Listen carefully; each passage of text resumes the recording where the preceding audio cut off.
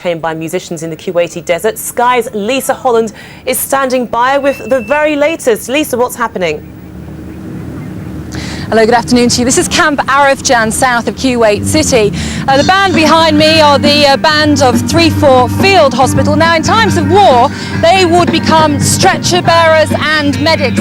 Today, indeed, a little bit of light relief on what is indeed a critical weekend in terms of defining the next few weeks and months. Well, I'm joined by some of the forces who are enjoying the entertainment here. How's morale, would you say?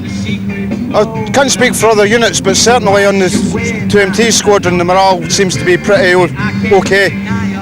There's a lot of different variables in it, but morale just making a laugh of it.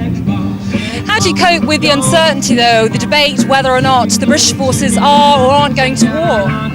Well, we trained for it, and if it happens, it happens. We're ready for it. Just waiting for all the political jingling janglings to go on, and we're ready for it. As soon as it's over, as soon as we can get back. Moving along, I mean, we can see behind you fast food stalls, we're hearing a band. Of course, this is an afternoon of entertainment, light relief, but this is really not an example of what camp life is like across the Kuwaiti desert, is it? No, this is probably an artificial impression of what life's like out here in Kuwait. The further you go north with the units and the combat units up there, the harder life is up there. Camp Coyote, for instance, has got none of the fast food outlets or anything like that. Okay. Moving along, enjoying yourself here this afternoon. How do you think the troops are coping out here in the desert? A hot day, we've had sandstorms. How are people coping? Well, we seem to be getting on okay at the moment. We've had training before we come out, which I felt was sufficient enough.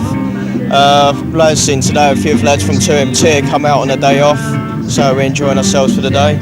Bit of light relief here today, but these are obviously very uncertain times. How are the troops coping, do you think? As well as they can do, really. Okay, moving along to some of the American forces here. As we know, in the United Kingdom, there's huge debate about whether or not Britain should be involved in a war. Do you believe that you have the support of the American people back home in the States? Oh yeah, all the families of soldiers, people that we know out back, out in our hometowns and everything. Everyone supports us. They just want us to come home safe, that's all. How's morale amongst the American forces? Pretty high right now. Like you said, they got the band out here. Everyone's out here just having a good time, trying to relax, and as soon as everything kicks off, we're going to be ready to rock and roll. What's the most difficult thing about camp life out here in the desert? Nothing really. We haven't been doing much lately. You know, our equipment's not here yet. But I guess when everything starts, you know, it's going to get a little bit harder. From the American perspective, tell us, have all along you believe that war is going to happen? Is that what you're being briefed for from the American side?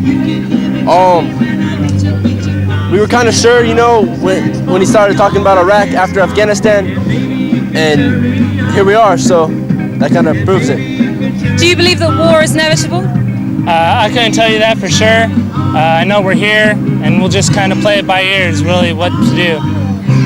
Thanks very much indeed. So from the British and American forces, a snapshot of opinion there from Camp Arifjan in Kuwait, back to London. Lisa, thanks.